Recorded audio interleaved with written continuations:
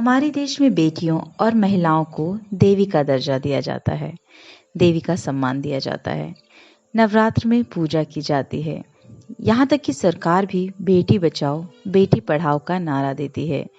लेकिन बेटियों पर हो रहे जुल्म, उनके साथ हो रही हैवानियत, समाज, सरकार और सिस्टम की नाकामियों का जीता जागता एक सबूत है।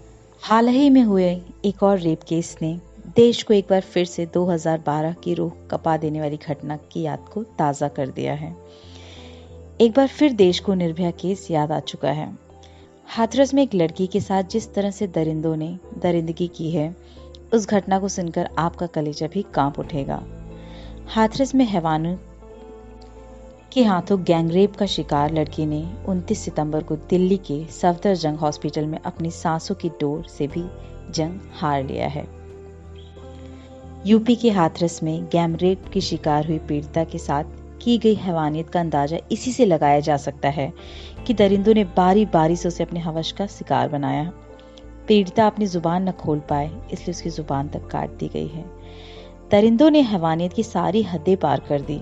इतना ही नहीं, पीड़िता चलकर अपने घर तक न जा पाए, सिर्फ इसलिए उसकी रीढ़ की हड्डी तक तोड़ दी। गैंगरेप की घटना के बाद अस्पताल में भर्ती पीड़िता को 9 दिन बाद होश आया है। होश में आने के बाद उसकी कटी जुबान से वह कुछ बोल न सकी। इशारों में उसने अपने साथ हुई दरिंदगी बयां की। बयान लेने पहुंचे सीओ ने बेटी के बयान को 2 पन्नों में लिखा। दरअसल 14 सितंबर की सुबह पीड़िता अपने घर से गायों के लिए चारा लेने निकली थी। उसके बाद से वह घर लौटकर नहीं आई। काफी तलाश के बाद पीड़िता खून से लथपथ हालत में मिली, जिसके बाद ई-रिक्शा से तुरंत उसे अस्पताल ले जाया गया। पीड़ित लड़की पिछले 2 हफ्ते से अलीगढ़ के जेएन मेडिकल कॉलेज में भर्ती थी, जहां उसकी हालत में कोई सुधार नहीं हुआ, इसलिए उसे दिल्ली के सफदरजंग हॉस्पिटल में भर्ती कराया गया था, जहां पर उसकी मौत हो गई। आरोपियों की पहचान गांव के ही रहने वाले संदीप, लवकुश, रामू और रवि के रूप में हुई थी। संदीप को 14 सितंबर को ही गिरफ्तार कर लिया गया था।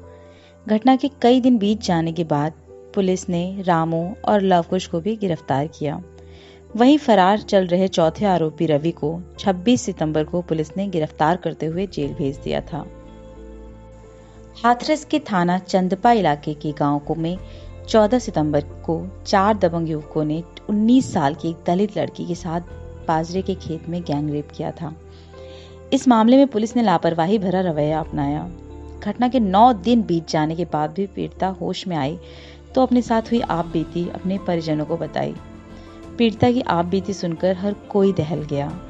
पुलिस ने आरोपियों की पहचान गांव के ही रहने वाले संदीप, लवकुश, रामू और रवि के रूप में की। सभी आरोपियों को गिरफ्तार कर लिया गया है और पूरा देश अपनी बेटी के लिए इंसाफ की मांग कर रहा है। लेकिन यहाँ सवाल यह उठता है कि प्रशासन और सरकार की तमाम कोशिशों के बाद भी रेप पर काबू नहीं पाया जा सकता। क्या इस तरह के लोगों का कानून को कोई डर नहीं होता, या हमारी कानून व्यवस्था ही इस तरह के दुष्कर्मियों पर कोई प्रभाव ही नहीं डाल पाती? अब मामला आया है तो सियासत तो तेज से ही होगी। भीम आर्मी से लेकर बहुजन समाज पार्टी के मुखिया मायावती, प्रियंका गांधी, राहुल गांधी ने सरकार को निशाने पर लिया है।